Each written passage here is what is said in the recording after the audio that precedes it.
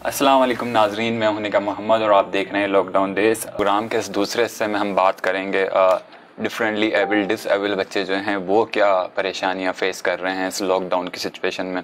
वैसे अगर एक बात सोची जाए, ये डिसेबल और डिफरेंटली एबल बच्चे जो होते हैं ये तो मतलब कि पूरा साल ही आइसोलेशन में रहते हैं अगर आप देखा जाए तो, क्योंकि सोसाइटी का इंटरेक्शन बिहेवियर इनसे कुछ इतना ख़ास होता नहीं है, कुछ इतना अच्छा होता नहीं है। इसी पे बात करने के लिए हमारे साथ मौजूद हैं आमिर साहब, वाइस प्रिंसिपल हैं कराची वोकेशनल ट्रेनिंग सेंटर के। अस्सलाम वालेकुम आमिर साहब। वालेकुम अस्सलाम। अच्छा, लॉकडाउन है पिछले 27-28 दिन से सब कुछ ही बंद पड़ा हुआ है। अगर हम देखा जाए ये डिसेबल बच्चे जो होते हैं और डिफरेंटली एबल बच्चे जो हैं, ये तो वैसे ही पूरा साल ही समझ लें लॉकडाउन होता है इनके लिए। तो इस लॉकडाउन में इनको क्या चैलेंजेस आ रहे हैं? बिल्कुल निका भाई, आपने ठीक कहा कि एक सर्टन चैलेंज उनको ये है कि बहुत ज़्यादा सोशली इंटरेक्शन उनका नहीं होता सोसाइटी के साथ, और उमूमी तौर पे पेरेंट्स का एटीट्यूड होता है उनको जितना ज़्यादा घर पे रखेंगे उतना वो सेफ रहेंगे, या फिर एक सोसाइटी का जो स्टिग्मा है उसके तहत भी पेरेंट्स उमूमी तौर पर इन बच्चों को प्रेफर करते हैं घर पर रखना। इवन अगर कोई बहुत क्लोज रिलेटिव्स में शादी भी होती है, अगर कोई इस तरह के इवेंट्स होते हैं, कोई गैदरिंग्स होती हैं, तो इन बच्चों को उमूमी तौर पर घर पे ही रखा जाता है। तो सोशल लाइफ ऐसे इनकी होती नहीं है। लेकिन अब कुछ वक्तों से जो एक तब्दीली आई है माहौल में और एक अवेयरनेस थोड़ी क्रिएट हुई है, जैसे कि मेरा जो पर्सनल एक्सपीरियंस रहा है KVTC के हवाले से, कराची वोकेशनल ट्रेनिंग सेंटर, ये कोई 1991 से हम काम कर रहे हैं इस फील्ड के अंदर, और हमारी कोशिश ये है कि इन बच्चों को बाहर लेके आया जाए और सोसाइटी को ये मैसेज दिया जाए कि डिसेबल्ड आर डिफरेंटली एबल्ड।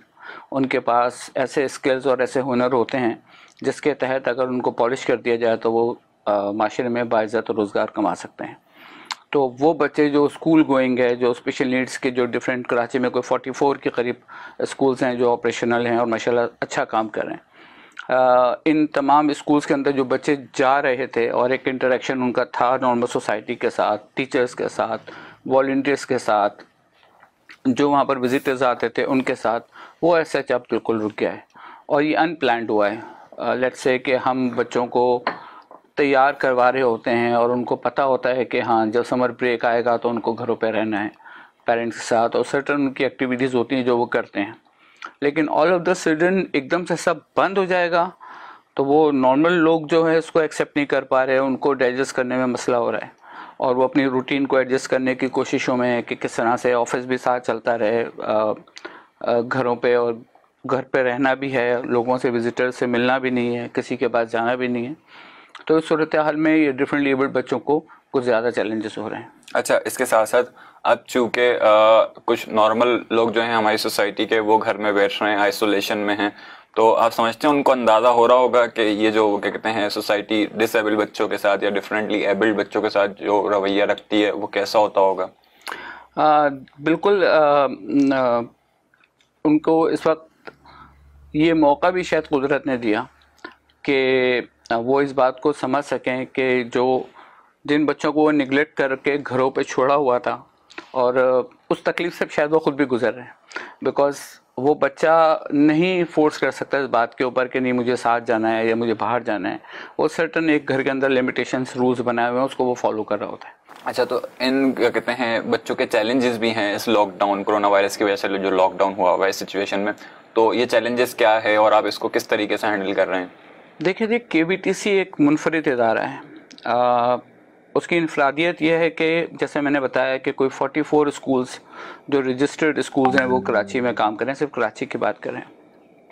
लेकिन अनफॉर्चुनेटली कोई ऐसा इदारा नहीं है जो कि वोकेशनल रिहैब पे काम कर रहा हो अलावा कराची वोकेशनल ट्रेनिंग सेंटर के। जो दूसरे इदारे हैं वो वोकेशनल ट्रेनिंग दे तो रहे हैं, सेगमेंट्स में दे रहे हैं, कहीं कुछ हो रहा है कहीं कुछ हो रहा है। Total rehabilitation programme through vocational training नहीं है जी। तो जहाँ उसकी ये इंफरादियत है, वहाँ ऑन द अदर हैंड भी इस जो हमारा एक चैलेंजिंग वक्त गुजर रहा है और सब लोग इसे सफ़र कर रहे हैं। तो जैसे आपने फूड की बात की, तो हमने एक ड्राइव अपनी लॉन्च की है जो कराची वोकेशनल ट्रेनिंग सेंटर की एक ड्राइव है कि वो हमारे तमाम बच्चे जो फाइनेंशियली इतने स्ट्रॉन्ग नहीं हैं और बैकग्राउंड उनका फाइनेंशियल इतना अच्छा नहीं है, तकलीफ़ में हैं इस वक्त, हम इस वक्त भी उनको अकेला नहीं छोड़ रहे। और KVTC राशन डिस्ट्रीब्यूशन एक हमारी एक्टिविटी हो रही है जिस पे देखिए, KVTC जो कराची है ना, वो फरिश्तों का शहर है।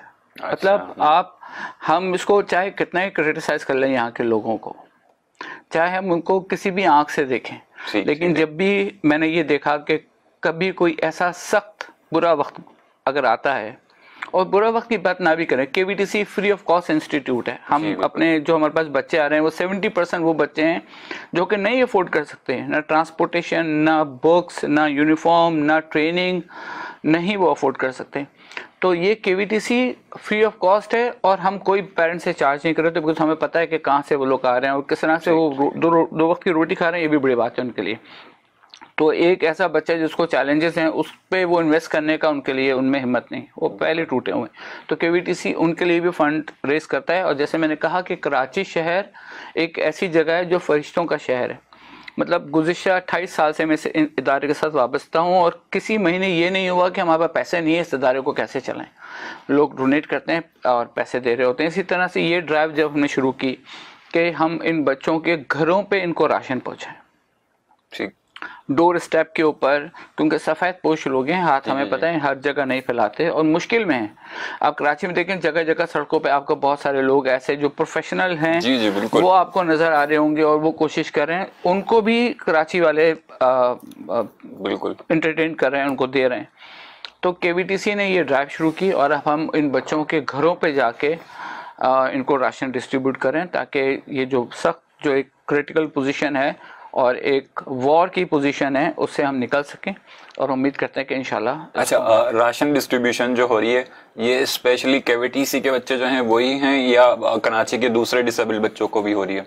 देखिए, हमारी जो इनिशियल टारगेट है वो तो KVTC के बच्चे ही हैं, क्योंकि हम इन बच्चों के घरों पर राशन पहुंचाते हैं। लेकिन इंशाल्लाह अज़ीज़ हमारा ये एम है, हमारी ये कोशिश है कि इस ड्राइव का जो सेकंड फेज होगा उसमें हम वो तमाम इंटेलेक्चुअली चैलेंज बच्चे, वो फिजिकली इम्पेयर्ड बच्चे, वो जिनको हियरिंग डिसऑर्डर है वो बच्चे, इन तमाम बच्चों को हम केटर करेंगे और इनके पास राशन की डिस्ट्रीब्यूशन को हम इंशाल्लाह मेक श्योर उसको हम करेंगे।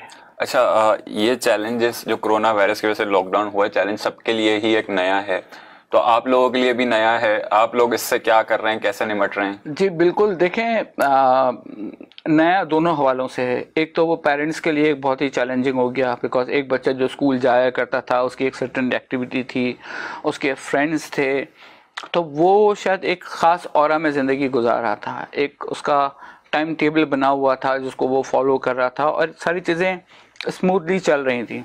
ऑल ऑफ द सडन बिल्कुल सब बंद हो गया और इस सब बंद होने के चक्कर में वही कि बच्चों की डिस्टर्बेंस भी हुई है सर्टन चीज़ों को, उनको बिकॉज टेंजिबल तो नहीं है ये कोरोना वायरस, एक ऐसी चीज़ है जो पेरेंट्स को समझाना पड़ेगा कि नहीं, अब आप बाहर नहीं जा सकते, अब आप लोगों से हाथ नहीं मिला सकते, अब आप फिजिकल आपको एक सोशल डिस्टेंस रखना पड़ेगा बच्चों के साथ। तो वो पेरेंट्स के लिए भी एक चैलेंजिंग है। KVTC का एक हमारा प्लेटफॉर्म है जो कि पेरेंट सपोर्ट ग्रुप हमारा है।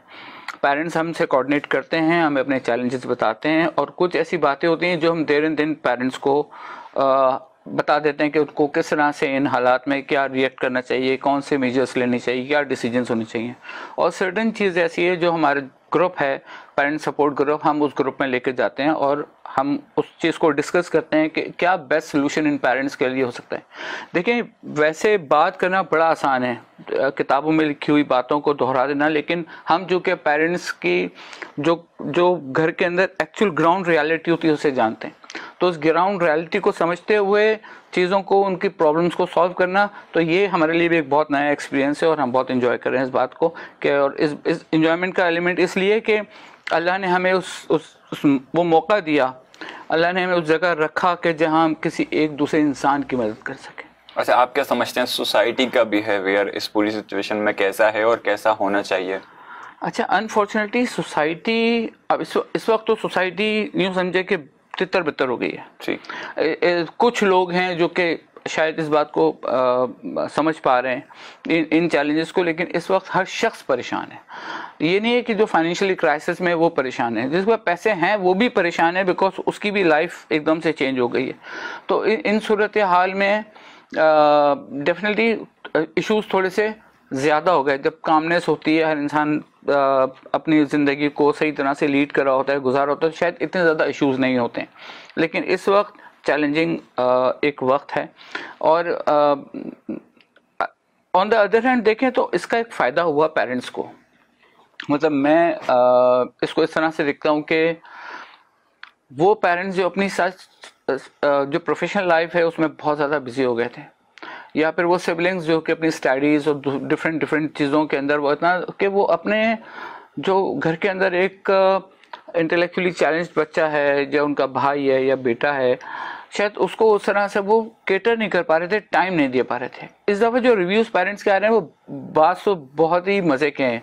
मिसाल के तौर पे वो ये समझ पा रहा है कि ये बच्चा कहाँ से कहाँ पहुँच गया, क्या कैपेबिलिटी उसके अंदर आ गई है, बिकॉज वो इस वक्त उसको टाइम दे रहे हैं, उसके साथ बैठ रहे हैं, उसको देख रहे हैं, फंक्शनली ग्राउंड के ऊपर वो क्या कुछ कर रहा है। तो ये उनके लिए भी एक मज़े का एक्सपीरियंस है कि अच्छा ये भी कर सकता है, अच्छा ये यूँ कर लेता है। वो तो कि वो किचन में जाके कुकिंग में हेल्प कर रहे हैं बच्चे। घर में अगर कपड़े इस्त्री करने वाली मासियाँ नहीं आ रही हैं तो चूँकि उसको पता है कि कैसे अपनी शर्ट पैंट वगैरह को इस्त्री करनी है, तो वो अपने पेरेंट्स के कपड़ों को भी इस्त्री कर।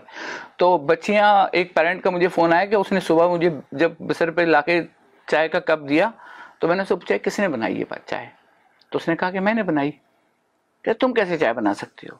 क्या मैं चाय बना सकती हूँ? तो कैसे बना सकती, कहाँ से सीखा? ये केवीटीसी से सीखा। अच्छा तुम चाय, अब उनका फ़ोन आया कि मैंने अभी तक इससे बेहतरीन चाय आज तक नहीं पी, ये मेरी ज़िंदगी की सबसे अच्छी चाय थी। तो शायद ये चाय वो पहले भी पी सकते थे, लेकिन सुबह वो जब उठती होगी या ये उठते होंगे तो कुछ ना कुछ ऐसा मिस टाइम होता होगा कि मैनेज नहीं पाए। तो पेरेंट्स के पास बड़ा अच्छा मौका है कि वो बच्चों को जान पा रहे हैं।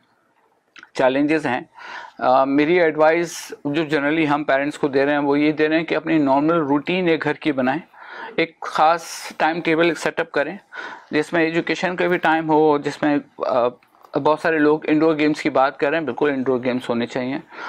लर्निंग थ्रू प्ले होना चाहिए। मिसाल के तौर पे अगर आप कोई गेम खेल रहे हैं किसी बच्चे के साथ तो सोचें इसको क्या चैलेंज है, उसको चैलेंज करें और उसको कोशिश करें कि इस गेम के एंड में इसका एक रिजल्ट हो जिससे वो कुछ सीख पाए। तो कोई कंस्ट्रक्टिव एक्टिविटी में इन गेम्स को भी कन्वर्ट करें। और जिस तरह से गॉसिप होती है, जिस तरह से बातचीत होती है, उनको इस अपनी गॉसिप में, बातचीत में शामिल करें और कोशिश करें कि जिस तरह नॉर्मल बच्चों को ट्रीट कर रहे हैं इसी तरह से इन बच्चों को भी ट्रीट करें। इनको एक तरफ सेग्रीगेट ना करें कि नहीं तुम्हारी बात नहीं है, हम आपस में, तो तुम्हारी भी बात है, तुम भी सुनो और अपनी एडवाइस दो। ठीक। उनको इनकरेज करें। चलें, शुक्रिया आमिर साहब, आपने टाइम दिया हमारे शो के लिए। तो नाज़रीन, ये थे आमिर साहब, आपने इनकी गुफ्तगू सुनी डिसेबल बच्चों के लिए। आप लोगों से भी गुजारिश है कि अगर आप लोग भी अपने आसपास कुछ ऐसे बच्चे देखें तो उनके साथ इंटरेक्शन रखें, उनकी जहाँ तक मदद हो सकती है। केवीटीसी एक इदारा है जो कि मदद कर रहा है, लेकिन सिर्फ एक इदारे की मदद करने से कुछ नहीं होगा, हर किसी ने अपना रोल प्ले करना है। जो आप कर सकते हैं एटलीस्ट आप वो तो कर लें इस परेशानी के वक्त में। तो आज तक के लिए इतना ही, कल फिर आपसे मुलाकात होगी, जब तक के लिए अल्लाह हाफ़िज़।